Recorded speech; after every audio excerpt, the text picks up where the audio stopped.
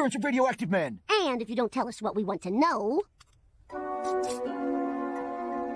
Ah, how do I know that it's not a cheap reprint? Are you willing to take that chance? Yes.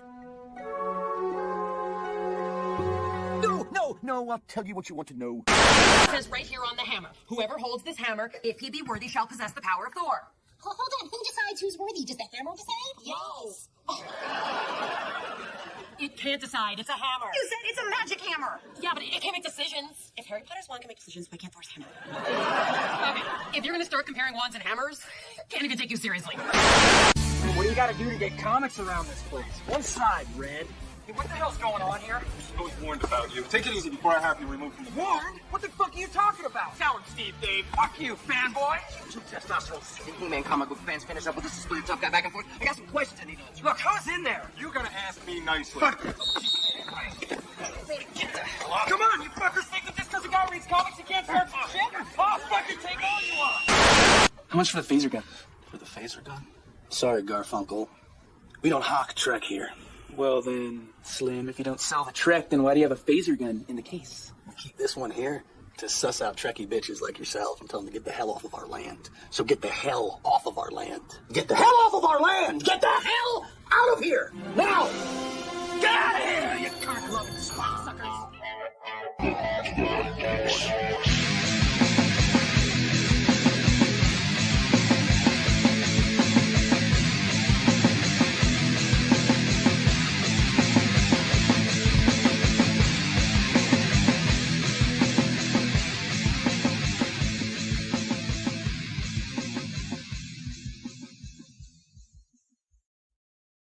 That's right. Get the hell off our land. I'm your host, Fatty316, and we're repping the Star Wars tonight. Apparently, me and my co-host Maximus G420. What's going on, my friend?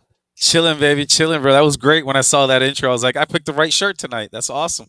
And it was even a different one from when we went on our comic book tour at the little thing that had a Pontchartrain Center. That was fun. I love the Mallrats one. Some guys, the guy who reads comic books can't start some shit, huh? I love that shit. That was great. He's like, we just keep this up here to fish out you, you little Trekkie bitches. Right? Get out. Get off our land. I'm like, what is he, American? What the fuck? That's a good movie. Oh, bro, that shit is fucking hilarious. But tonight's a special night, bro. We got I guess with you, really, our first major guest, a real big guest since you come to the show. Yep. Because usually it's just a guy with no name, and I don't know. Yeah, that's such a special guest. But let's introduce him. Let's bring him on in, Mr. Jon Mccarthy. How's it going, my friend? Hey guys, what's happening? I don't know about big guests, but I appreciate you guys having me on the show, man. I'm looking forward to it. Everybody's a big guest, no matter what. Pretty much.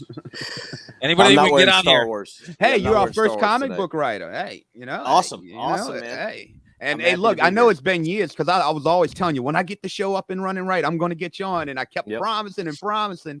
Yep. And Gary could tell you, I went through hell for 2 years just to get it the way I wanted. He's been telling me for like before I even started, I got to get this guy on. He's like, he's got comics, this and that and this. And I'm like, all right, well, let's get him on. He's like, no, not yet. He's like, we gotta figure it out. He's like, they got the Comic-Con and we're gonna go see him and this and that. And he was just excited, bro. He was like a little baby.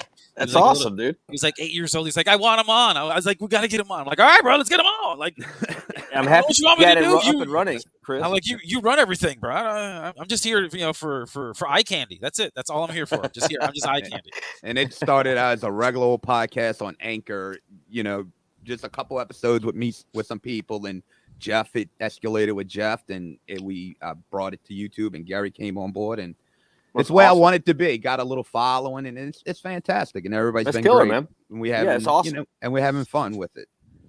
That's the important thing. As long as you're having fun with it, it's always nice to do a creative project, regardless of whatever area that you're doing it in. It's a lot of fun to put things like this together, and you build it from scratch, and then you kind of see an end result. It's awesome. I'm really happy to be here, man. And I'm happy for you to get it going. Oh, no, thank you. And I appreciate you for coming. And I promise this won't be the only time you come on, man. I promise that. Awesome. Oh, yeah. But let's talk about why we're here. John's a comic book writer. He's been doing them for how long you been doing them now, John? I mean, the first comic I put out was like 2009, 2010. I did that with our mutual friend, Sean Zerny. but I haven't been like consistently creating them. Since, Dug hey, it from there the is. vault. Dude, I that's dug one it of up from the vault. That's one of the rare copies that made it out into the world there. Yeah, that's it. That's the one. But I haven't been creating them consistently since then. But yeah, technically since 2009 or so, I'd say. Yeah, it's all that matters is when you start. It doesn't matter if you just kept on going consistently or not, bro. It's I mean, I've been writing the whole time, but I just haven't been putting them out into the world the whole time. So yeah, I guess we could officially say, what's that? God, 14 years now. Yeah, there you go. And you also published a book too. Yeah, I did a couple of books in between that Okay. period of time. Did a children's book. I did a nonfiction book about my time with New Orleans EMS and working with our friend Sean there. And then I most recently did one like a nonfiction like guidebook for parents. That's what's So up. that's the stuff outside of comics that I did. Well, let me ask you this: what got you into comics, or just writing in general? Because it seems like you have a couple different avenues and a couple different things you've gone through. Yeah, I think man. He's breaking up a little bit. You're breaking up, John. His face is great. I ask him a question. He's like, "Well, Hold on, there we go. I don't know what the hell happened there, There we go. but yes, live. I was gonna say we would edit that out, but we're live, so the show must go on." Right. But, no, I was Oh, son of a fan, bitch. and writing and stuff as well. You know, I've always have a big fan of writing my own stories, kind of coming up with stuff from scratch. You know, so I guess pretty much most of my life I've been interested in this type of stuff. That's what's up. Yeah. Was there anybody in the family that did writing as well, or No. or was there somebody that you looked up to, or you're like, man, I want to do this, or I want to do that, or I read this guy's thing and it just drew me to that, and it was like this. Okay, this is like something. Then you found obviously a passion for it because you've done so many different projects, which is awesome. Yeah. I found out that way later in life, before my father passed away. I found out he was a writer. He would write some on the side. You know, he never really pursued it or did a whole lot with it. But so maybe that was where the genetic link came from to create in this way. I'm not sure. But as far as comic books, man, I mean, I grew up. The first things I remember reading were probably like these really old Fantastic Four comics. And then I discovered Wolverine, which was a big moment for me. And then I just really been kind of reading them forever since then, dude. You know, but as far as like writers that I follow, not until probably the last 10 years or so that I find like actually start really paying attention to who is creating these stories. Most of the time I was just consuming them as I could find them, you know, without really worrying about who made them, just kind of more about the characters and stuff. That's what's up. You had something to say, Gary? Something else? No, I was just. No, I was going to ask John if you want to get into the book Endangered, because I read it. I got through the first 4 issues, and it's crazy. To me, it's a story that don't even belong in a comic book. It should be a novel, because I feel like there's so much that we're not going to know because it's going to be short. Yeah, it's like I could only love to pick your brain on the details of, like, I mean, because I know in a comic book you can only limit it so much info you put into it. I can imagine what you did to like the whole complete story of it, because I mean it shocked the piss out of me. I thought the art was good. I loved the art. The art was great. I've gotten through the first 2. Yeah, it's been a long week. It's been a hard week, and I gotta go back through them so I can get the story straight again, because it's just, you know, life and whatnot. Sure. So, you know, if you made it through the first 2 of them, I feel like those were almost meant to be together, you know. That's what I would tell everyone with because the first one, I really wanted to get a lot of the setup and kind of establish the world and the rules of things in that first issue, so that we could really commence on the action and the pacing for the rest of the series. And that really kind of picks up in issue 2. So it's almost like those 2 are like really complementary. But I know I appreciate it. That's really nice. I'm really happy that you guys dug it, man. But that's a story that I'm really happy that we did.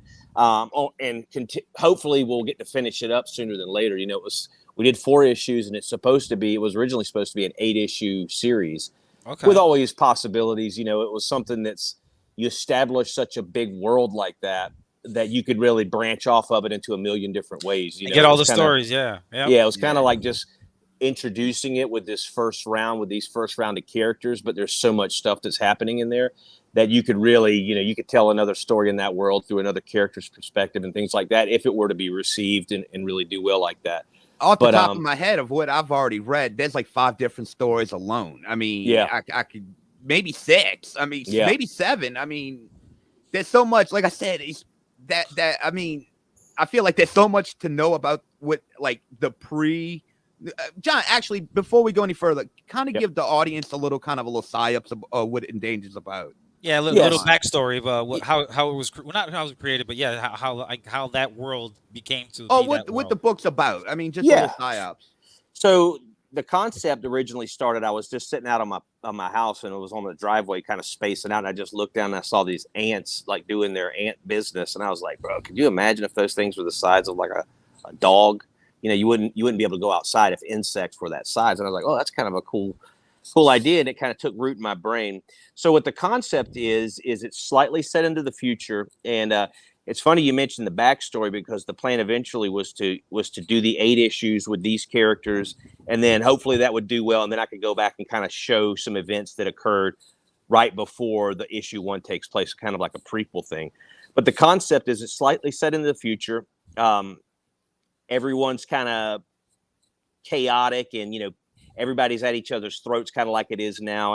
And I kind of was like, if that continues, where we all remain so divided and everybody's so pissed off at the other person for their political views or whatever it might be, that's not tenable for a while. That's going to end badly, So in my story, that continues to snowball and snowball, and then eventually, what happens is it results in global nuclear war. But it's kind of been predictable, There's these smartest people on the planet have all kind of come together and formed this like scientific kind of coalition that's run by this one guy, this Dr. Galley, who you see in the book there. And they kind of see it coming, So they convince these world governments to build this massive space station. We call it a space colony up above Earth. And they kind of sell them on it and tell them that they're building the ultimate weapon, and if you're a part of this, then you'll be able to control the world. But in reality, they weren't building it as a weapon. They were building it as a refuge for them all to escape when the shit hits the fan. So the story opens up at the moment those bombs are kind of hitting. The first page, you see New Orleans get wiped off the map. But I was so surprised. I'm like, okay, this is page 1. All right, cool. This is where we're going. All right, we kind of got into it pretty quick there. Well, that's great though. I love that. I love that like space station. So everyone is wiped out, which results in the human being becoming an endangered species. So everyone's thought, at least, the only surviving members of the human race are up on this space colony above Earth. You find out later on that there actually are some that survived Earth and have kind of become this kind of tribal, primal, devolved version of a human being. But these guys up in space, they go up there and they have this long plan. The main guy up there, Dr. Galley, he's invented this substance called cohesion, which it's a organic chemical that binds radioactive material. And he knows that, okay, we can pick out a specific geographic area of Earth below us. We can rain this thing down into the atmosphere, and over time, it's going to basically soak up that radiation that's down there, and it'll make it safe for us to return. So that all takes place and occurs over the course of about 50 years. But what he doesn't realize is, because it's an organic substance, that there are lots of species of insects that survived the nuclear war, and those things have been eating this shit. Well, it kind of, the stuff mixed with the radiation, sci-fi little trick there, kind of facilitates the evolution of these insects, and there's nothing left on the planet to keep them in check, so they just start growing at this exponential rate, to the point of where you have spiders now are the size of like SUVs or minivans, and that's kind of the setup in that issue 1. And then issue 2 is they put together a little team to come back down to be the first ones to try to recolonize Earth and reestablish the humanity's footprint on the planet.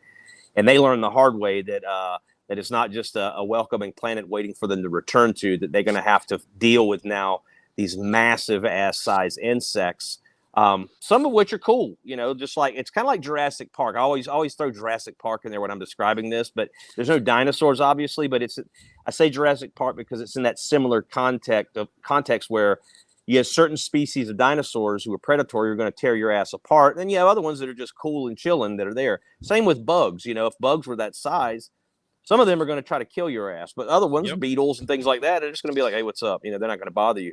Like, hey, look at what's up, little man. Yeah. So they come back down here and they discover that the hard way. and then it becomes a fight for them just to stay alive for more than a day, to the point of where they can actually try to get some backup, some help down here to solve this problem. And then it just snowballs. It's like one bad thing leads to another bad thing, and they're losing team members, and bugs are there, and then they encounter these freaking survivors, like I said, who are kind of like a tribal group. And those people have kind of, like I said, devolved a bit. They're not relying on technology like the space people have become for the past 50 years. These folks now, most of which have been born into this world, so they are very much the strong will survive, the weak will die. They hunt. They've been hunting these insects for food, and they kind of wear their like exoskeletons as like armor to protect and intimidate. Just like any indigenous tribe. Yeah. So it kind of, and then the goal is eventually, and we don't really get to do it in the first 4 issues, but the second half of the series, whenever we can resume it, is going to deal with that a lot more. You're going to really have this kind of nice. I wanted to kind of play around with showing 2 different types of human being, one who's really reliant on technology like a lot of us are today, and then others that right don't. Others, you're right. Others that aren't reliant on that, who can, if the shit hits the fan, they can pick up the nearest thing around them and kill whatever's, so play around with those kind of themes and stuff. So hopefully we'll get to do the last 4 issues. That's the plan. But that's all the kind of setup for the first 4. So it's a series I really like. I'm happy with it. And you mentioned the art earlier. I want to kind of address that. The art team on this book is fantastic. We got really lucky picking them up. Ron Joseph is the penciler, so the main visuals you're seeing are based off of his pencils. And then he kind of inked over his pencils on the first book, and then we brought in a second inker named Larry Welch for the second book and onward. And then we have this incredible colorist that we found, who is a new guy really to comics. He's in Spain. He'd only done a couple of Spanish comics over there. This was his first series where he actually came into the American comics, but he's awesome. We worked with him since then. And then finally got him, his name's Hav is what he goes by. But then we brought in this guy named Garrett Berner, who's a really awesome graphic designer and who does all our lettering and designed the logo and does all the sound effects and all that kind of stuff in the book. So we have a really, really kick-ass team on the thing, and that's why it really looks awesome. I don't take that much credit for it because I just and those guys were the ones that really brought it to life. They did a fantastic job. Humble, of course you are. Yeah, the guy who created it is like, it's nothing. It's everybody else. I appreciate it, but it is a visual medium. When you come to the table, you have to have a story, obviously, and you have to have a script to work off of. Sure, but without those guys, man, it would just still be sitting in a file on my hard drive somewhere on my laptop, like so many other scripts that I have on there. So I really do give those guys the lion's share of the credit for it looking and coming out the way that it turned out. And y'all are so superior to a lot of the mainstream shit. Yeah, I'm sorry. Yeah. Flubber.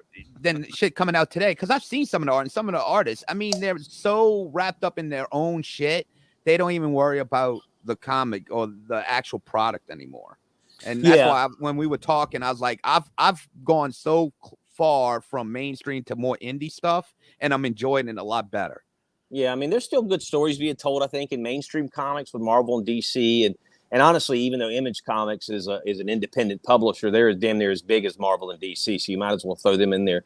There's some really good stories being told in there, but you're right, man. I mean, sometimes when guys get those jobs with those big companies, and that's what they work for their whole life, but they're not fully, I guess, maybe as invested in those characters because that's not their characters. They've inherited Spider-Man or Batman from the hundreds of other guys who have done that character before them. So, they obviously want to do good work because they're getting paid, pretty good money usually, to my understanding. But I feel like with an independent comic, it's the further you get removed from the passion of the creator, I feel like it's gonna a lot of time bleed over into the pages a bit. So that's why sometimes you see, like, every once in a while you'll get someone that'll break through that. There's a guy named James Tynion IV, who's a really, really one of the best, I think, current writers of comics today. He did some really, really cool stuff on Batman. Tom King is another guy who's incredible. He did a Mr. Miracle book for DC, man. That's one of the best comic books I've ever read. It's fantastic. But so you have guys that are telling, and those guys, you could tell when you read that, even though those aren't their characters, they love those characters, and it comes across in the stories, I feel like. But you're right, man. Unfortunately, a lot of times it seems like guys are just taking a job. You know, they come on to Marvel, and they might have went to Marvel to draw Spider-Man, but you know they might not be on the level to get Spider-Man, so they might wind up drawing, you know, some, you know, Guardians of the Galaxy or something that they don't really give that much of a shit about. So they're gonna do it, but it might not be a secondary character or a background character, and you're just like, oh, well, I think a lot of my for the big job, theory, at least, of why you lose a little bit sometimes in mainstream comics versus independents. I think a lot of people today, especially the ones at the mainstream Marvel and DC, that they're riding on other people's successes. I don't think they could come up with. I mean, like you said, there's a handful that can still do it, but I think a lot of people are using, you know, they're using the work of others. Well, some of that's honestly not even on the creator. It's kind of like you can make it kind of probably a fair comparison with film. When you're an independent filmmaker, or you make your own movie, maybe like a $1 or $2 million kind of low budget independent film that really blows the doors off of things, and then that lands you a gig directing a MCU movie, you lose a lot of the control and the freedom. Yeah, whenever you take those bigger corporate gigs like that, because if you're drawing for Marvel, you're not drawing for Marvel, you're drawing for the Disney Corporation. Same with DC, you're drawing for Warner Brothers. I think Warner owns DC Comics as well. But anyways, you have a lot of people you're beholden to, and you have a lot of people giving you notes, you know, and that's why you see a lot of times on those big budget movies, sometimes they shit the bed, is because there's too many chefs in the kitchen. You know what I'm saying? That's what I was getting ready to say. Yeah, chefs in the kitchen. So I think that carries over with comics as well, because those creators, they don't have necessarily the freedom to do everything they would like to do. So it's hard to say sometimes whether it's just the creator's lack of talent or lack of motivation for a project versus they weren't able to do what they wanted to do, if that makes sense. You know? Yeah, they don't have. I don't know, because I've never done that shit, but you know, I've never worked for those guys. But that would be my guess from the little bit I know about comics. They don't have the freedom because they don't have the money. Yeah, when you do an independent, like you said, it's you taking, you know, all the responsibility of everything. Whereas when you have a multi-billion-dollar studio behind you, it's a lot easier to fuck up or to delay a project or to start a different project. But you don't get that option when you're an independent. But that's what makes it better, because I think you get to focus more on just this one thing, and you get a good group, which it sounds like you got a great group behind you, because those first 4 editions are awesome. Yeah, thanks, man. Yeah, so when it comes to books like what we're doing, the buck stops with me. Like that, if something's shitty, then it's on me, because I am basically the end guy who looks at the art and matches up the story and all that stuff. So, and that's pretty much the thing for independent comics. You know, definitely with the smaller publishers and stuff like where I'm at and where a lot of other guys are at, like, you're getting the direct output from that person. There's no other, you're the chef in that kitchen. You know what I'm saying? So whatever recipe, whatever dish comes out, you're responsible for whether it tastes like shit or not. You know, you know what I mean? So I try to make stuff that tastes good. Now, let me ask you, John, now we're going to have some fun. All right. What was your favorite? Do you pee in the shower? I'm just kidding. Sorry. That's not what we're doing. That's not what kind of fun we're doing. I have. Everybody pees in the shower. I always tell everybody, it's people that pee in the shower and people that lie about peeing in the shower. That's exactly. My bad, Chris. Sorry, I thought we were going a different direction. You're going fastball. I thought curve, but it's all good. Go ahead. Don't make me do a U-turn on this podcast. Gary, you know what I mean. Yeah, no, let's not do that. John, what was your favorite era comic book, John? Favorite era? Yeah. Man, honestly. Like, that you grew up with. I mean, not talking about like the golden era. I mean, I know none of us around for the golden era. You know, I think the natural answer would be, you know, so many of the characters that I love today, at least in the big name books, you know, most of those dudes came out in like that Silver Age and Bronze Age era, you know, Spider-Man and all the Batman and all those guys. I mean, not Batman, he's a Golden Age guy. But honestly, dude, I would say in the past probably 15 years, there's been some of the best comics I've ever read. I mean, my favorite comic book of all time is Invincible, you know, Robert Kirkman's Invincible story. Mm-hmm. And I love that fucking comic book. And that was like a 2003, 4, 5, 6, somewhere around there that came out. So if I had to say my favorite comic era of the best comics that I've read, I would probably say the past 15 years have probably put out I don't want to say the best stories, but I have such a soft spot in my heart for those old Silver Age books that I read as a kid. And then the Bronze Age stuff, like I said, the Wolverine and all that stuff. That character 90s. came out. Yeah, that character came out in the late 70s. Wolverine. So, but yeah, that's the answer, I guess. Is like sentimentally and like iconically, bowing in deference to, it would be that Silver Age, Bronze Age, 60s, 70s era. But as far as some of the best stories cumulatively, I think probably in the past 15 years, in my opinion. Because like you, honestly, that when I say that, I don't mean the best Marvel or DC stories that have come out in the past 15 years. There's been so many good fucking comic books made that, that's what I mean when I say that. Because I'm kind of like you. I typically gravitate towards reading, not always independent, but I do I always try to explore as many independent titles as I can, more so than like the latest Spider-Man book or Hulk or whatever might be coming out. Gotcha. I would say like the 91 through the 94 years was for me. That after the Spawn. Well, I keep saying that's one of his favorites. Death of Superman changed the game. It was like you go to a comic book shop before the Death of Superman, there was like 3 people in there.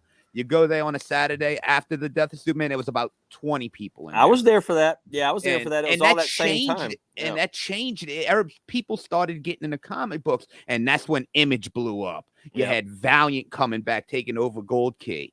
I mean, you had Dark Horse that was starting to blow up. I mean, you had all these, and they were competing with Marvel and DC. It wasn't just like they were just cornering the market. DC, they Marvel. almost that era Image almost put them all them out of business. Well, the Image stuff almost killed comics completely, dude, because it got that studio started. That was when you had a bunch of like rock star artists who were like, they were making money hand over fist. I mean, Google how much money Todd McFarlane was making at Marvel when he left there to go form Image with those other guys, with Rob and Jim Lee and all that. Yeah, I mean, but you go back and read those early Image books. In my opinion, most of them are fucking garbage. They may have pretty art in it, but the stories are stupid because it really wasn't what the emphasis was at that time. Everybody loved that's why everybody had all the 1,000 pouches on them and the giant guns and all that stuff. That was the kind of thing. But they were selling so many comic books, man. Like I had a conversation. I got really lucky at a convention I was at. I think it was about a year or so ago in Slidell.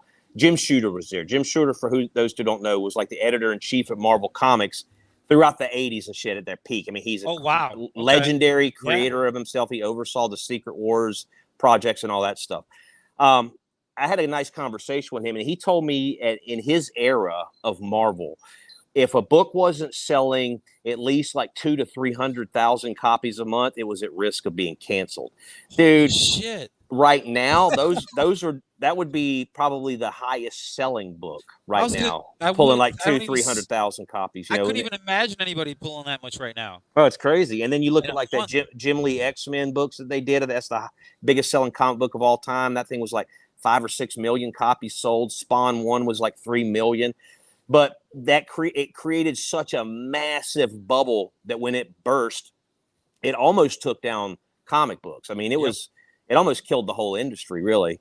And that may be a little hyperbolic, but I mean, I was there in that shit. I remember when it happened. I remember what you're talking about. I mean, everybody thought they were going to go buy that Death of Superman book or that Bane breaking Batman's back book and put it away in a safe somewhere, and their kid would be retired from college. The old baseball card thing that happened in the late 80s, same thing happened. They overproduced. They were spending so much money on these comics, the collectible value, because everyone thought they were going to get rich on it at the time.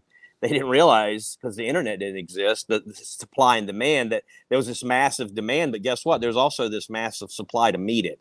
So ultimately, in the long run, you can get those books nowadays that people were paying hundreds, if not thousands of dollars for back when they came out. Shit, you can get those things for $5 to $10 right now because there's just so many of them out there. The market was saturated. Exactly. Yep. Yeah, that's what happens with every good thing. You can get the black bag Death of Superman like for $30 now, and it was like, and back then after you'd have to go buy it off the wall. It was like $50. Yeah, it was crazy. Yeah, I remember going into a comic book shop I was in Savannah, Georgia at the time. That was in like 1993, 94-ish, I think. And at that time, you could have probably gotten a Hulk 181 Wolverine's first appearance. Oh, for I know what that is. much as you would have paid at that time for one of those Superman books. I mean, it was. Yeah. Everybody was focused on collecting, but nobody was focusing on collecting the right shit. Really, as much. I remember this. Don't ask me why. In early 1993, 181 was around 285. Yeah, I believe that. I remember that from a wizard. I'm pretty sure there were copies of those Superman books and that Batman book that were probably breaking that several $100 mark at its height, because again, you could go to a comic shop and the guy's like, I only got 2 copies available, highest bidder, and he'd slap a price. Exactly. You didn't realize that you could drive 20 minutes away and somebody else had other because the internet didn't exist. I was going to say, there was no technology. Shit. Yeah, there was no unless you had a friend in another town. You had no idea. You thought you were in there, and you're like, "Shit! If I don't buy this thing now, he's only got 2 of them. I'll never have one of these, and I'll miss out." And it just was what the thing it was. And if you would have bought a Hulk 181 at that time for $200, depending on, you can't get that book now. And they weren't even grading them back then, really yet. I mean, that wasn't book, even a thing yet. Yeah, that book hits about $1,000 a grade point. So a 5.0, so a mid-grade copy is going to cost you probably $3,000 to $5,000 right Wasn't now. there 2 of them, Chris, at the Comic-Con over at Kenner? Oh, John owns one. I know. I have one. He bragged about it on Facebook. I was like $30. Dude, I got mine. Mine's a 6.5, and it was graded a 6.5. I got that thing in 2019. And it was about a $1,600 investment on it, but hell, now, damn. Oh, now tripled it by now. Yeah, it's easily tripled that. I wound up getting it signed by a couple of guys, and it's graded again. It's still a 6.5, but it's probably a $6,500 book, $7,000, something like that. I believe at a 6.5. Yeah. I'll never sell it because my son's named after Wolverine, and he kicked in a little bit with me to help me get that book because he was working full time. That's one of them things you don't get rid of. Yeah, that'll be an heirloom. You named your son Wolverine? No, Logan. Well, almost. I know it's Logan. It was a joke, bro. We all know what the hell I'm doing here. Come on, man. I got you. But no, he named him Jean Grey. I was going to say I've actually seen a 0.1 go for $200. Wow, yeah, you're killing it's like it if you 3 could get one of pages those. and the cover. Yeah, people will buy just the cover for that fucking book. Yeah, that's fucking ridiculous. It's actually down that's now, probably as low as it's been for a little bit. I don't imagine it's going to go much lower than you could probably get one now, but it's still even freaking hell of expensive. But yeah, back in the 90s, if you would have bought that book for $200 and whatever it was dollars, oh my god, I'm so happy right now. Yeah, versus $150 or whatever you would have had to drop on that Superman issue at the time. Yeah, you'd be killing it right now. Yeah, right. And all the money I spent on books. Well, actually, I worked in a shop back then too. I love going back and looking occasionally at those old Wizard magazines, those old price guides at the time from that era, and just seeing how much you could have gotten those books for versus what they're worth now. It's like, Jesus, dude, it's insane. You think about all the stuff that we had as kids, and we're just like, God damn it! Why did I have to read this? Why did I have to read it? Why did I have to play with this toy? Why couldn't I just keep it in the box? Because we wanted it. Because that's what we did. Because like I still have no internet. I still have a handful of comics from when I was a kid, but when I went into service, I went to boot camp, and all those old Fantastic Four books I had now, which would probably be worth $50 to $100 a piece now minimum. My mom sold them all at a garage sale for like 25 cents a piece because she didn't know anything. So there was a couple that I had that survived, and I still have those. I mean, I only probably have like maybe 4 of them left. You sound like me with the toys, like all the action figures. It's like, oh my god, I had that. My god, it's like $10,000 now. I had so many Transformers still in the box because I didn't play with them a lot, and I was a weird kid where I would play with the toys, certain toys, and then I would put them back in the styrofoam container and put them back in the box and close it up and put it away. And everybody's like, why would you do that? I was like, because I only played them certain times, right? I was like, I didn't need the space shuttle this mission. Yeah, okay? Dude, trust me. I didn't need my Star Wars, my TIE fighters. I didn't need those right now. I put those back away, and I don't even know where they're at. Like, I swear to God, I think they're still in a house in Alexandria when I moved to Alexandria, and I think they're in the attic somewhere. Unless my parents took it when they moved, because I moved out of there before they did. So hopefully when they move to Florida, it's somewhere in my parents' attic, because that'd be awesome. Because I got some money. If not, whoever moved into that house was probably super happy when they went to the attic the first time. or they were just like, we'll just sell it at a garage sale. And somebody who came to that garage sale, like Gary V or some shit, fucking rolled up and was like, oh shit. Yeah. Yeah, exactly. Made a fortune. Wow. No, I want to go back on something y'all talking about with Image. Still with me? I was Okay, going to I agree. got you. Yeah. I was going to agree with John about the art early on because Spawn. I'm a diehard Spawn guy. It's my favorite comic book character of all time. The story is what made Spawn. It wasn't so much the art. I think he got better like later on down the road. What perfected Spawn for me was the animated series. That perfected Spawn for me. Cool show. On HBO, yeah, that was a cool move. Yeah, that's the first time you ever seen a comic book like really come to life, and it was like to the agreed. T. And I could watch that to this day. Oh, yeah. I love it. Awesome. It's that good. What's old boy who played his voice? Oh, now I got a mind blank now. He does this all the time. I don't remember. I can't think of his Keith David. Keith David, yep. He was the perfect voice for Spawn. Yeah. You know what's funny is that with Todd McFarlane going into Image, it's the same thing as if you compare it to like sports cars. Well, Ferrari was out first, but then that bred Lamborghini because Lamborghini worked for Ferrari. Told him, "So you don't know how to make a car." He's like, he's making tractors, because people that's a little tidbit of information that I know that a lot of people know that are, especially if they're in their cars, but people don't realize that Ferrari bred Lamborghini and then Lamborghini bred Pagani, which is now the new supercar that's out there. Yeah, nice. a guy that worked at Lamborghini started off at the bottom, got all the way to the top, that wanted to try some different stuff with carbon fiber and this and that, and then so it's the same thing with like Todd McFarlane. He's like, you know what? I see what you guys are going, but I got something over here that I think might work a little better. They're like, no, it's not going to happen. Okay, we'll see, and then look what happens. Well, if you think about McFarlane, he conquered the 90s with the Image. Then he went in the 2000s with the action or the figures. He blew up the figure market. Yeah. I mean, with that first line, the Movie Maniacs, and that was it. It was all downhill from that with him. He's still cranking them out too, man. And he got licenses.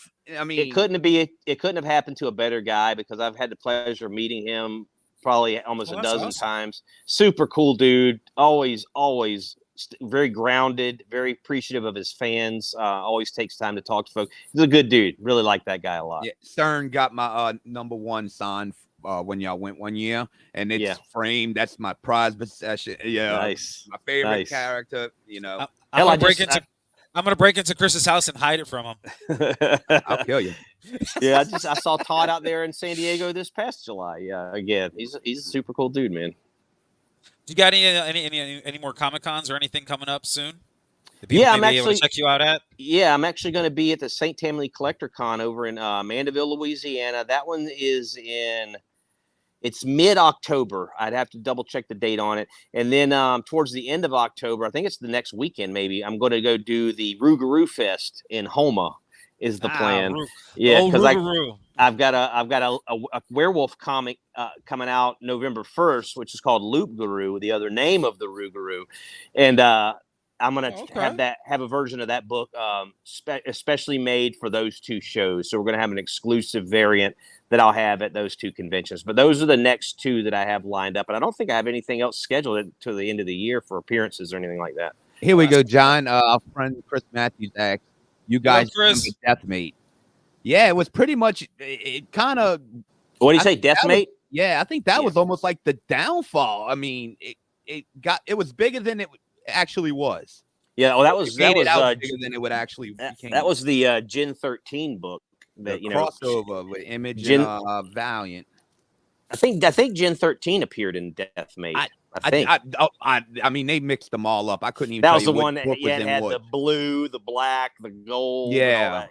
Yeah. They were just fucking cashing checks, dude. That Valiant was crapping out anything. Yeah, they were shitting out anything they could get their hands on, and people were buying it like fucking crazy. And I'm telling you, to today, compare the sales numbers of back then to what it is today. Man, it is insane. When you start talking, you love Spawn, so when you start looking at Spawn, so when that title got into like the 200, some of the most expensive Spawn comics you can get today, because the print runs drop down to like 20,000, 30,000 print run, so you have Spawn #1 that was probably 3 million, and then by the time the title gets to the 200s, and it kept going though, but then your print runs drop down, like I said, into those 20, 30,000 range. So it's a lot smaller market. So they're usually a lot more valuable. I was going to say, when they had the one thing about Valiant, they didn't have the greatest stories, but they brought in the new wave of the covers, the glossy Oh, they had covers some cool. with the Yeah, they had glossy some cool pages. shit. Yeah, They had brought some cool that shit. in. They kind of transed over from the old pages to the glossy pages. I mean, Valiant also they also scored. They were the Well, they first had ones Turok. to make. They were the first ones to make Nintendo based comics.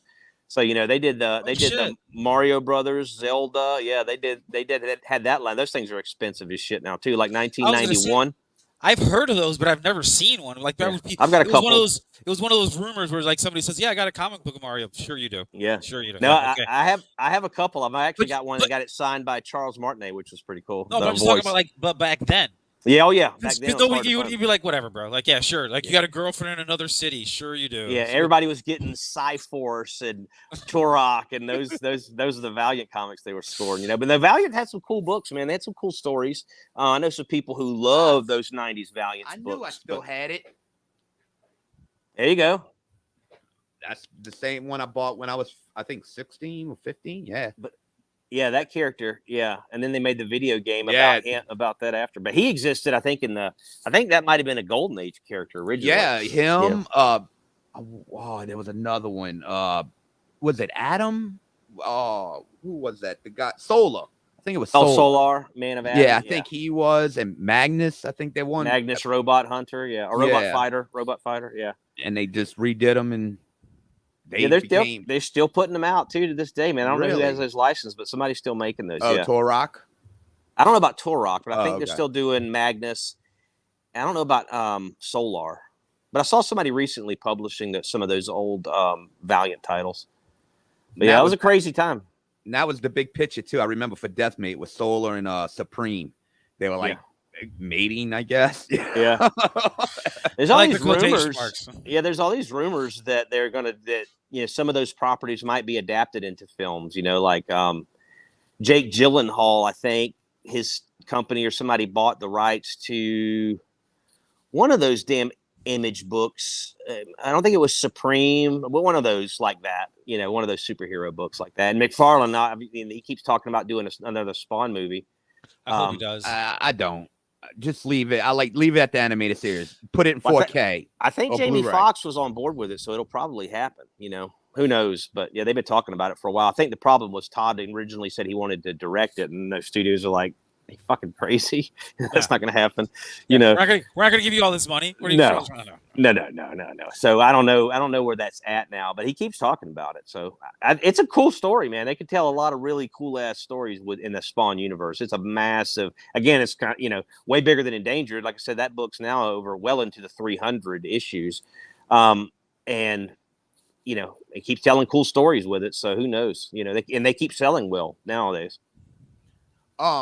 Oh shit! Now I just have a mind blank. Jesus, he does this every time. I do, bro. I had the thought in my head, and now it's gone. The ghost of Jack Daniels. Yeah, I smoke just as much as he do, and he forget everything. I don't. He's like, I was about to say something. I didn't do it tonight in respect of our guests. I want to be focused tonight, but apparently it didn't friggin' work.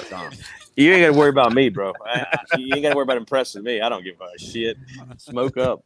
No. I was like I said, I didn't smoke so I could be clear head, but didn't work. He's all fanboying. That's what it is, bro. He's just fanboying. Please. Even though went to San Diego with me. I was gonna say, even though he's hung out with you plenty of times, but he's like, "Oh my god, you're the girlfriend. You're the girlfriend that lives in a different city." That's what it is. This is proof that you're the girl in a different city. That's why. All right. Look, bro. When I was in San Diego, I have a girlfriend at camp. I didn't smoke, right? I didn't have no smoke on me, so I'm going to people at the hotel. Hey, bro, you don't know where I get some smoke. And you can find it easy out there now. Yeah, now oh my god, everywhere. Yeah. Hell, they even got that shop here in Metairie. Yeah. Which I couldn't believe. But it's funny. They only have it open Monday through Friday, 9 to 5. And the hilarious part about it is that it's actually in what used to be a Regis Bank. But it's actually good, honestly. Yeah, if it ever becomes fully like legalized in Louisiana, they'll need a place like that because they have to keep their money. It's all cash business, And they get taxed so much too. It's already medical now, so that was always the first step. It helps my wife out a lot. Yeah. Oh yeah, they're going to do it in the French Quarter. Come on, that's going to kill it. Here's the thing: I don't know if you know, they didn't decriminalize it, but you have to have a certain amount on you before they're really going to even give a shit. They catch you with like anything less than I think it's, and this is crazy. The last number I heard was anything less than 22 grams, which I was like, whoa, that's a lot. Like that's a pretty decent bit. But if you even as have it less should than be, dude, as it should be, that should not be. Nobody should be getting in trouble with the it's law medicine. for weed. It's medicine. It's not even. I don't even call it a drug, and then they have it still as a federally scheduled Scheduled 1. It's so stupid. Like, yeah, what the I know. fuck? Are you kidding? This is the same as crack. Get the fuck out of here, bro. Just to go off on a complete sidetrack rant. I mean, that's how you can tell the power of the pharmaceutical industry is because none of these presidents, like Obama, should have legalized it. Trump should have legalized it. Biden now should have legalized it. And they get so much fucking money from these pharmaceutical companies who don't want it legalized that's why it's still on that federal schedule list. You know, it's so stupid. Oh, you know who should have legalized it? Really? It should have been Bill Clinton. Come on, man. Yeah, he's over there having all kinds of parties. Yeah. He plays the saxophone, man. Come on. Right. You don't think he smokes some weed? I'm pretty sure Bill Clinton's parties were pretty fucking awesome. Even though the weed industry is pretty powerful in the states where it's legalized, it's still not on the level of Pfizer, you know, and all those fucking assholes. Oh no, those are multi-billion. Hey, there we go. Yeah, there we go. I think Flashback. that was 2011. Yeah, 2011, I think. Yeah, it was 2011. I've been going since I was 09, and I've only missed a couple of years. So yeah, I think that was allowed. I went for a series there, and after that one, but yeah, I love that show. That's one of my favorite ones, man. That's awesome. Comic Con, San Diego. Yeah, I want to go because when Chris went with a lot of money, came back broke. Yeah, that's what happens. That's what happens. Yeah, that's what ends up happening. Hell, when we went to the Comic-Con here in Kenner, I was like, I'm not probably going to buy anything. I spent more money than everybody. And then Chris, had to go spend a whole bunch of money right at the end. Like, as we were leaving, we'd been to this booth several times throughout the day, and he kept on looking at something. And then he finally stood there for like 25 minutes, was just staring at something. He's talking to the guy about it. Can I see that? Well, if I'd have known what I know now, I would have them down more. Uh-oh. Oh, he's froze on it here. Yeah, it gets wonky every once in a while. All right, we're back. All right, there we go. Good. God, I don't know what the hell's going on with that. I guess my internet connection's crappy over something over here. Where are you at right now? I'm in New Orleans. Oh, okay.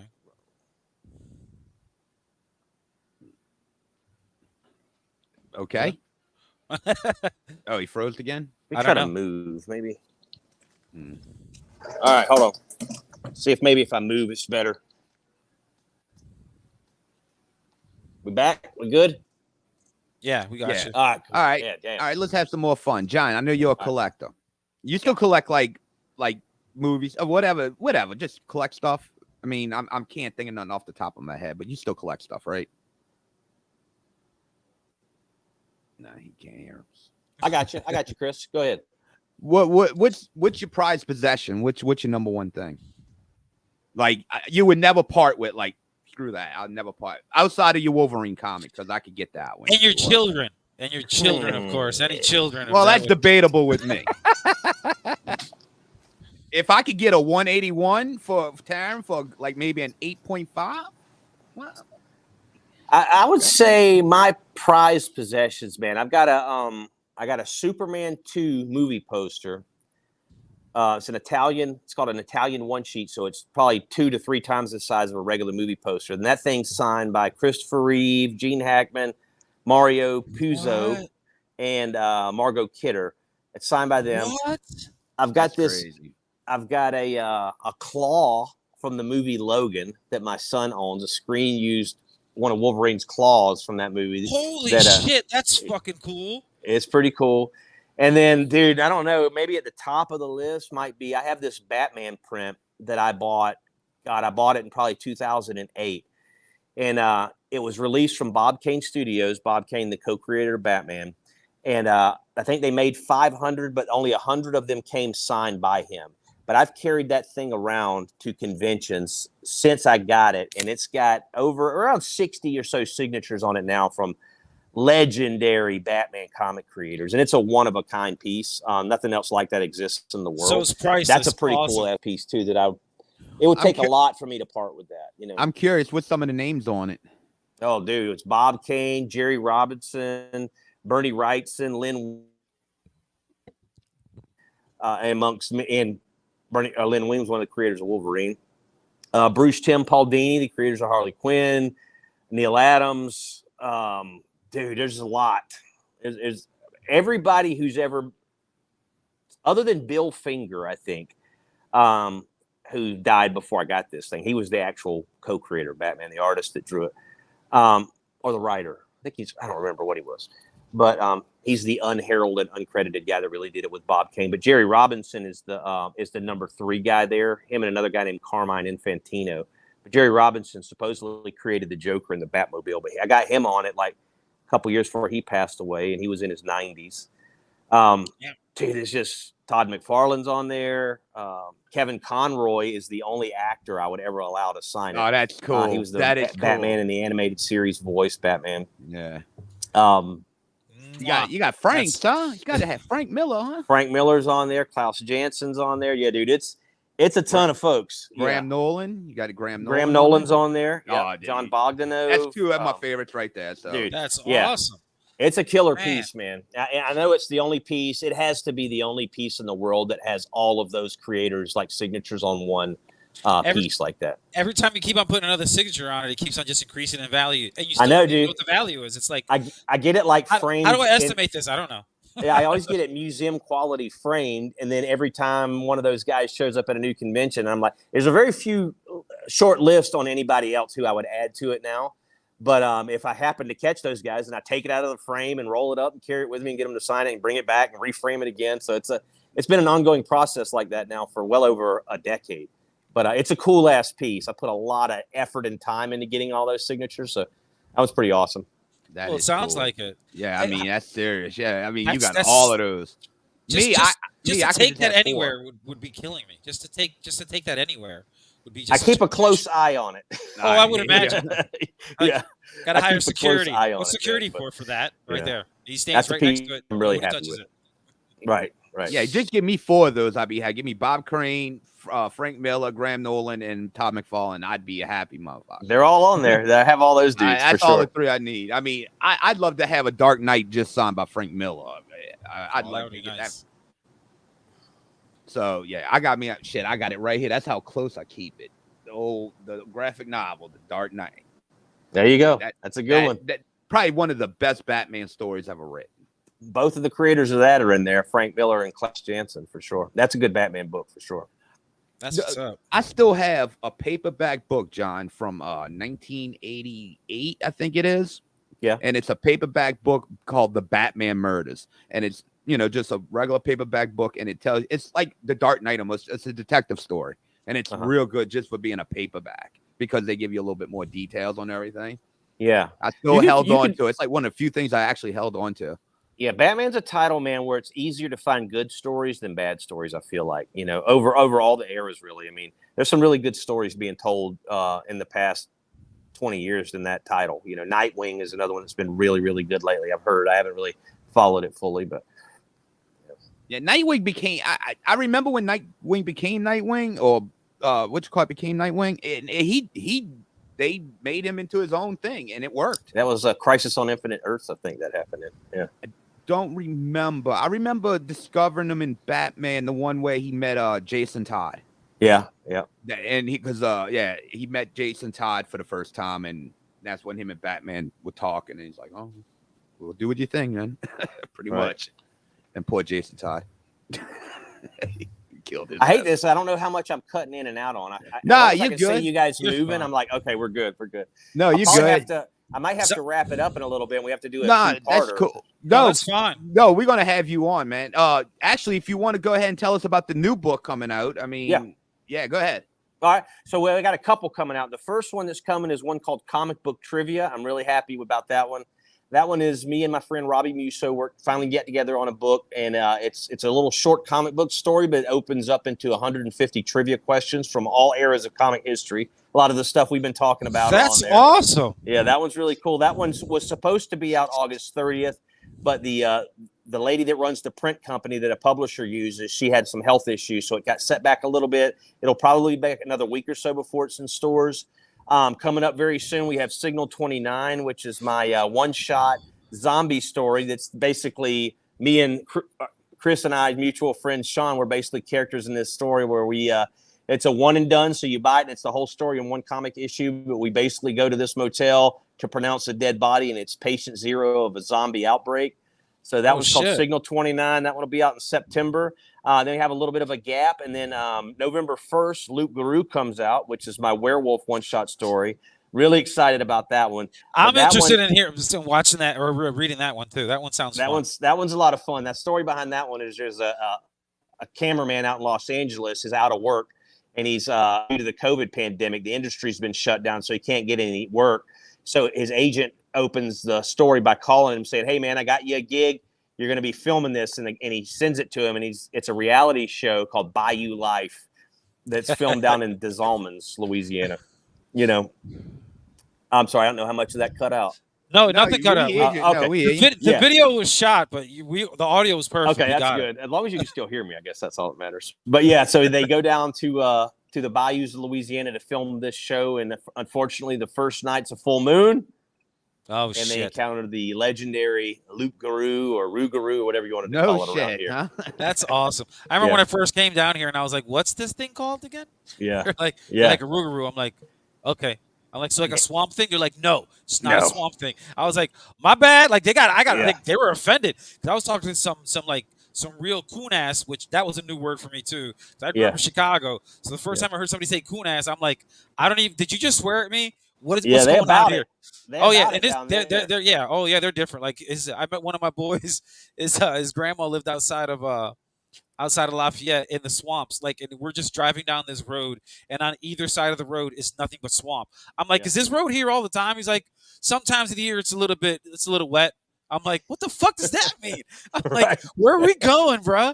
I'm like, you going to kill me? It's like, this is some Texas Chainsaw Massacre shit. I thought we were cool, bro. I thought we were boys. What's going on? Hey, everybody out there, if you're in the New Orleans area, you really should look out. And I just learned that it exists this year. Apparently, it's been going on for a while. It's called the Rougarou Fest. It's a 3-day outdoor festival in Houma, Louisiana, towards the end of October. I think it's the weekend of the 20th. But it's a big festival. It's all ages. It's free to get into.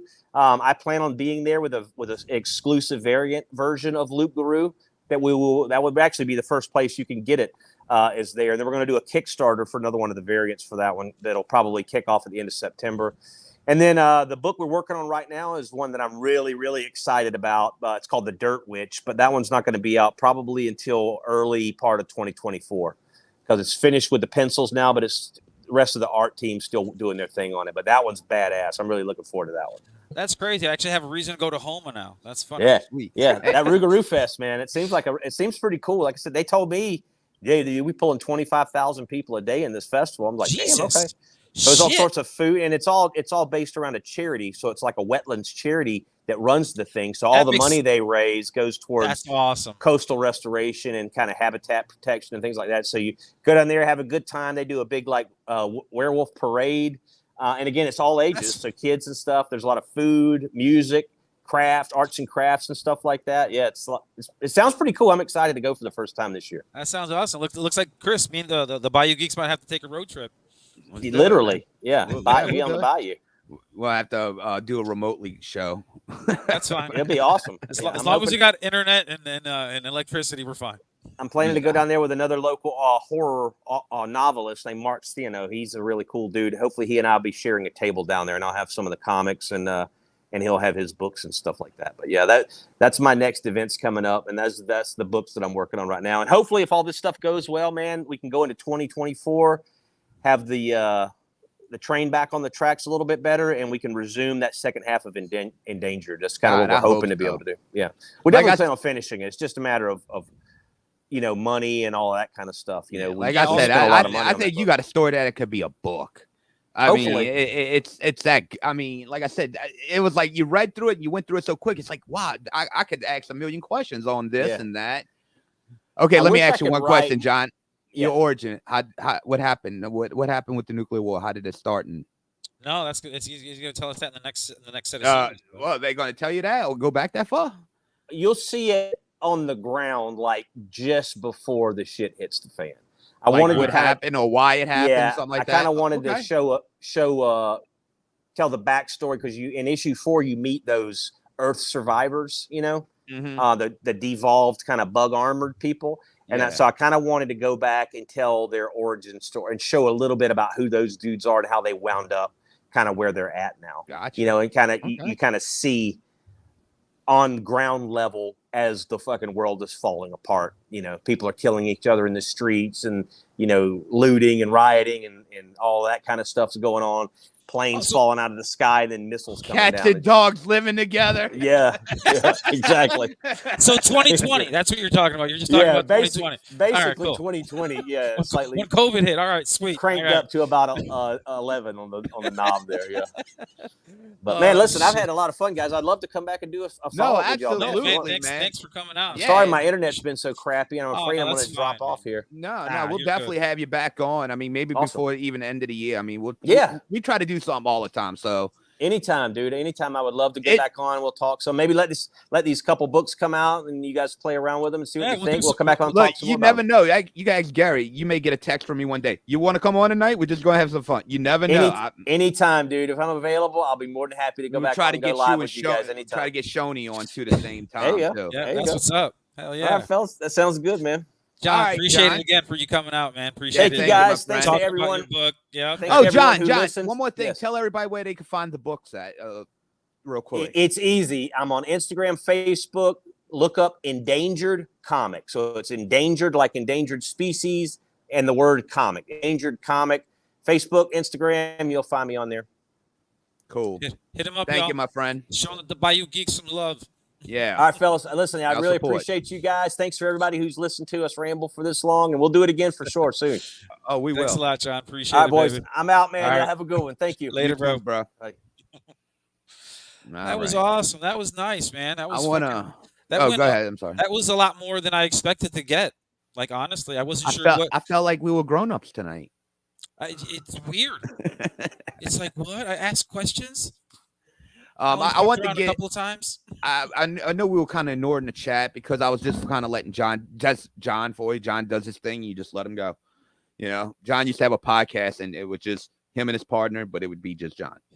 So you just let John go. And that's why I was just like, go ahead, John, do your thing. But I want to get to some of them, like Chris. I remember when Comic-Con was nothing. Had some random hotel banquet hall. Yeah. I mean, they still like that. The San Diego is the main one. I mean, that's the mother of them all. Yeah, but the one that I've seen in New Orleans, like at the convention center at the Memorial, it's still small fries. It's still small fries in San Diego. But compared to like what they used to be, like I wouldn't even imagine that. Like yeah. San Diego was the only one you ever heard of, but now I'll go on Instagram and I'll see. Well, no, they were always around. Like Chris said, they were at hotels and shit at the time. Well, that's what I'm now saying. That since the corporate came in, it had to expand. Hey, there are people that are spending money. Let's throw some sponsorship, though. Let's get some of our fucking money in there, bro. Come on. All right, Chris again. Oh, I'm sorry. Go ahead, bro. No, what you were saying? I'm drinking a Sprite. I don't know. I finished saying what I was saying. My most prized possession is a Infinity Gauntlet in a mini glass case. Is it real or I mean, like, what's you know what I seen one time? I forgot who it was. One of the guys from the Lord of the Rings. Couldn't remember who it was, but the rings that they actually had them for everybody that was in the cast. But then there was a few that were missing. So they're like, there's actually like 2 or 3 like rings from the Lord of the Rings that were props. They were actual props from the movie that are out there in the world somewhere. And I'm like, how cool would that be to fucking have one of those fucking rings? Like the Big Bang Theory episode when they got one and then Sheldon became Gollum. That was great. That shit was. No, my favorite episode of that one was when Sheldon broke the Spock transporter. Oh yeah, it was talking to him. Sheldon, you can't do that. His little action figure. Kept posing and shit. The posing was the greatest. That shit was so funny to me. Shit. Gary, we're reverting back to kids again. Oh no, back sorry. bro. That's okay. The guy's gone. Damn, man. My other most prized possession is by God King Dr. Doom pop vinyl. That's cool. Can someone educate me? Is that pop vinyl? Those little big head things? The little Funko things, I think. Yes. Really? So. Yeah. A God King Dr. Doom. Huh. I knew I'd never heard the God King. Must be a variant. That's probably why. It's probably why it's probably rare. One of those ones you don't see very often. So makes sense. But that's cool. We actually coordinated today with Star Wars. That's so fucking. We never coordinate. I didn't even call you or talk to you about it. And then you just walk away. Looking for comic books. Chris, this is my most prized possession because it put me. It put me in a financial debt. And I'll open it real quick, and one day I will demonstrate. Gary knows what this is. Yes, I do. Yeah. As I seen the box, I was like, I know what that is. That is a self-transforming Optimus Prime. That shit is so fucking cool. I love that thing. Yeah, I will take it out one night and put the camera on it. But yes, that's my most and probably my Darth Vader, because I did that by scratch and it's just fucking cool. I remember when you did that. I remember when you got it and you told me you were doing it and you had to get the mannequin parts and you were putting it together and just how much time it took you to do it and how good it looks. It's like, yeah, that's a lot of effort, man. That's a lot of effort. That's like when you see somebody put together like the Lego Death Star and then somebody just smashes it. It's like, I'm going to kill you now. You know how many hours it took me to do that? Are you fucking kidding me? It's basically a 3D puzzle. Like, those things are crazy. I told Brandy, I was like, no one gets my Optimus Prime. It gets buried with me. It's buried with you? You don't even know. Just transform into a robot and just... And as you're closing the coffin, he's like, goodbye. He's gonna be next to your coffin at the funeral home. He's gonna be sitting there transforming on the table next to it. Oh, I don't talk about shit like that. Bad luck. That's a bad sign. I don't do that. I'm funny like that. I don't like joke around like that because it's something really happened like that, and I was like, oh, I'll never do that again. But yeah. Well, it'll be in the will. Yeah. There goes your winking it again. Yeah. I actually, you know what's funny? I actually seen an Instagram video the other day. It's probably why it came to mind that a guy a year before he passed away recorded with his best friend a final message. But his final message was making it sound like he was still in the coffin and wondering why they're burying him. So he's just sitting in there, like the coffin's literally dropped down, all of the families around, everybody's sad, and his best friend that was still alive was supposed to play this, and he hits play on his phone or on a speaker or something, and all of a sudden it's like, hey, is anybody out there? And it's like you hear him knocking on the door, and I'm like, oh my God. And then everybody started laughing because like the little caption said, he's like, he wanted everybody to laugh. And then he was like saying some goodbyes in there, but he was just being real funny. He's like, it's so dark. He's like, oh, who else is in here with me? And it was just like, and he just kept on going on, and everybody was just losing it because apparently that was his thing. Like he was a big jokester, a prankster. So that was that last joke, even when he was gone. It was just like, that was fucking great. It was like, that's perfect. That is like, awesome. That's a better memory. Like it's always a much better memory to be like, that's how I want to go. I want a big party. Well, we see there's a couple people on. Holla out. Who's on here with us? So we can give you a shout out for staying around. I'm sure Chris, he's, oh, Jesus, that damn. So we only got 2 people watching us. Damn. Oh, it's just me and you. And Chris is on here. Thanks for hanging around, Chris. Yeah. You know, we may have to replace our 3rd chair guy because he couldn't show up apparently. Chris, there may be an opening spot. Oh man. But yeah, man, that was awesome having John on there. I'm glad I got to listen to him. He talked about his book because that's what it is. You can call it a comic if you want, but it's really it's a book. It's just a book in a different form. It should be. It should be, and it is. It's a really good storyline, and it was just like to hear how he got like the idea of it was just funny. Like I always like to hear that. Like that was such a great question with asking like, what was the origin story? Like, what made you think of this? And he's like, I was sitting outside and just watching some fucking ants. Like, what? This is what this became of? But you hear stories like that all the time about people like, you know, with how they became this big movie star or this great director because of something small and simple that just it sparked something, and the next thing you know, boom, like the show. Like you've been wanting to do this for as long as I've known you. And we've known each other for almost 13 years. Like, and here it is. Like, well, yeah, I could say it started with me and little Mike in a sports store, just hanging out, working one night, and that was what. Dude, I'm gonna have to get the other picture, the very first promo pic I ever made. That didn't happen, but I have it on the old computer, and I'm gonna show you how different shit was for me back then compared to how I do shit now. I told Mike I'm going to have to get it out. Yeah, Christy's on here too. She wants to make sure we don't forget her. Oh no, I knew. Oh, I knew she was on here. Oh yeah, she's always on here. Whenever we're on live, she goes. Oh man. But yeah, man. So what else has been going on this week? Nothing much. Anything in particular? Yeah. I was working for the weekend this week, bro. I ain't gonna lie. Yeah, no, me too. I had to come home after work tonight and clean the pool, and then of course, as soon as I'm done cleaning it and just treating it, of course, the sky opens up and like 3 inches of water falls in my backyard. So happy. It rained?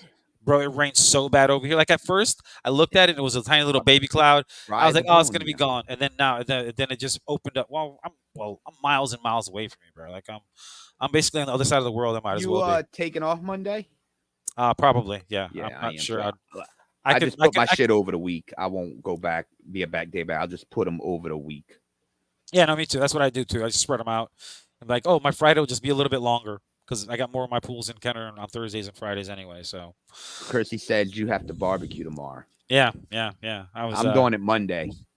Yeah, we're doing it. I don't like to do it on the day before because I like to have a day of rest and stuff. I got other shit to do on Sunday. Monday's my day. She said, "Yes, you are." Yeah, I know I am. I know I'm barbecuing. She said naked with an apron. With the ass hanging out like a chaps. like Ving Rhames and Baby Boy. you want some breakfast? Yeah, no, I'm good. No, but yeah, no, I'm not barbecuing on Monday, baby. That's what you got to listen to what we're saying. She's out there just yapping. Oh my goodness, love her. But yeah, I mean, like I said, this week I got sick yesterday at my first pool, and I was like, "Oh, I'm going home." I came home, got sick, did what I had to do, and I was like, "No, I'm going back." I was uptown, came all the way home, then went back uptown. I'm like, I'm getting this shit done because yesterday was the nicest day we had in God knows how long. Yeah, it was pretty nice yesterday, and I was like, I can't waste it today. I cannot waste today. I went back out. That's the worst when you feel sick and you waste it on a nice day outside. Because we work outside. And I didn't want to work this weekend on a Saturday. I didn't. Not this weekend, anyway. No. I need the 3-day break. I do have to work tomorrow, but it's my one's out here, and it's 3. And between you and me, it'll take me like 5 minutes. You know? Look, man, I had to go back to a pool that I had to treat earlier this week to make sure it was good for the weekend, and they're out of town. Really? Yeah. Because I asked one of the neighbors, because I do 3 pools, same block, and it's 1 on one side and 2 on the other. And I'd seen both of the other neighbors, and they both told me, "No, they're not even home." I'm like, "That's awesome. I'm glad I'm here." Okay. super happy that I'm here. We're going to be wrapping up in a few, but I got to tell you this story, what happened to me. First time this has ever happened to me. Y'all, check it out. I'm on my last pool, and Gary could tell you, the day like you're waiting for something to happen, like if it's the day before you're going on vacation, whatever, something you're looking forward to, you're going to have the worst day before that. For some reason, it just works out like that. Today was one of the worst fucking days I've had, Fridays I've had in God knows how long. I had to clean a cell, which I usually never have to clean. I had one pool had looked like a flower pot fell into it. I mean, it was all kinds of shit, one after another, right? I get to the last one, bro. I still got to go to the office. I still got to go get paid. I still got to go bring my receipts in. Get to the last one, right? Super easy. Boom, in and out. As I'm leaving, the new owners of the house, he come outside. He's about in the garage. He's like, "Oh yeah, what you doing?" And I'm like, "Oh, hey, how you doing?" And he's like, "Yeah, I'm building my man cave because they still renovating the house, right?" He's like, "Yeah, come in, check it out." I'm like, "Okay." And he's like, he collects like old vintage furniture and like history, like on the wars and all this vintage crazy shit, right? Gary, I was there 25 minutes listening to a fucking history lesson. Oh yeah, he got you. And this motherfucker was like, you hear me, you understand, right? And I'm like, yeah. He's like, look at this picture right here. What this was taken in 1884, whatever the fuck it was. How do you think they took that picture? And I'm like, they drew it from memory? No. Think about it. And I'm like, an air balloon? That's correct. And I'm like, okay. Then he kept on telling me about his family fucking history and the generations. And I'm like, yes, okay. And that's going to turn into $100 at Christmas. It better. It's fucking better. I better get some fucking shit for Christmas from people that have not paid the fiddler ever, and it shocks me. And I ain't gonna say names on here, but Oh no, I got customers like that too that I've had for like, a very long time. Really? I've been doing shit for 10 years, and you still haven't given me fucking money for lunch, Dude. I had a customer give you $20 for Christmas, and I was like, "All right, cool, thanks." Then the next week they gave me $5.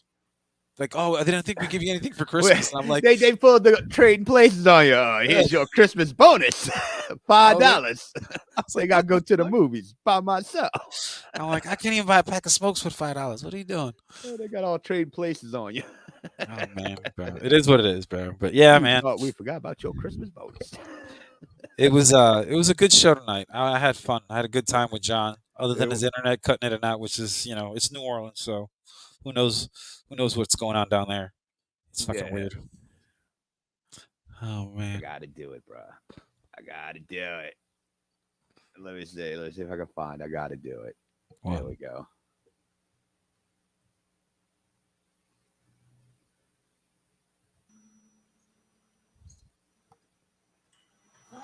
That's right. Right on time. Guess you thought I'd forgotten your Christmas bonus. There you are. $5. Maybe I'll go to the movies.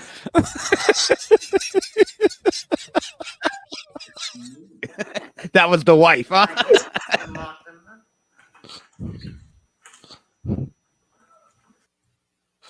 Oh man. Yeah, that's fucking. I love that movie.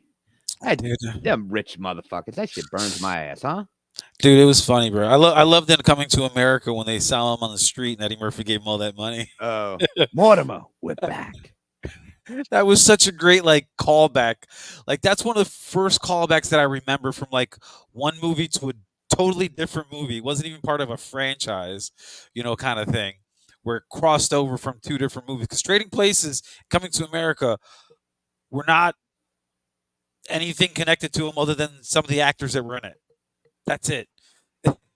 So it was great, bro. I love that. That shit was funny. That's good stuff. You know what that shit reminds me of, right? Power! You know I was getting it in somewhere. I knew you were too. I was waiting for it, bro. Gary's being all careful. What are you talking about, bro? Power! We're so gonna get canceled because of that shit. Oh my god, that's so fucking funny, bro. Oh man.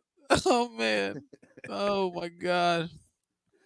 Oh shit, man. All right, bro. Let's go do your thing. Yeah, do your thing, bro. I gotta do our shout outs, and I'm gonna get them right this week. Why? You're not, Dirk, bro. this one's for Dirk. Oh, he's gonna fuck it up now. First, we got the Mo Dirt City podcast. Oh shit, he did it.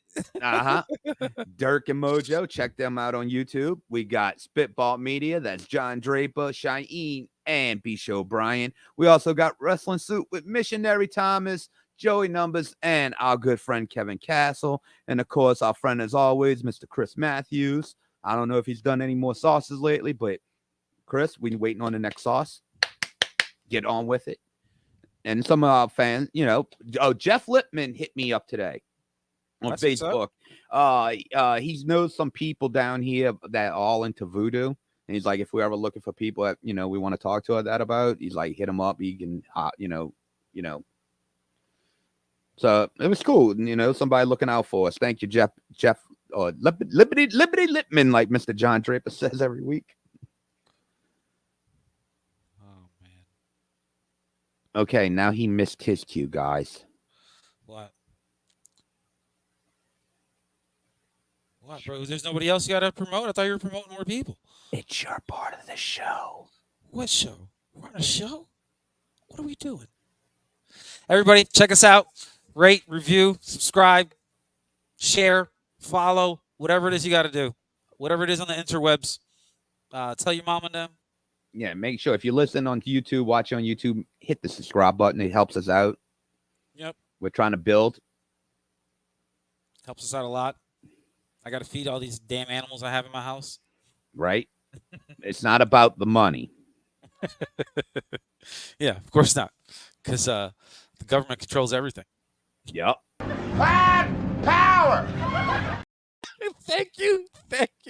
I'm glad you got it. Oh shit. I'm getting good, baby. Shit. Oh my god. I was trying to steer it that way on purpose too. Good. All right, let's go. All right, guys. We'll All right, catch y'all Sean. next week. Third chair be back, maybe. You know, Chris Matthews maybe in that third seat. The other guy may be fired. Nah, Dirk will be back next week, guys. What the fuck me holding a glass for? Dirk will be back next week. We'll actually, I don't know. We'll touch on next week. We'll see. I mean, it's been slow, so. Oh, we can do that list that we were supposed to do. What thing? The 80s list, remember?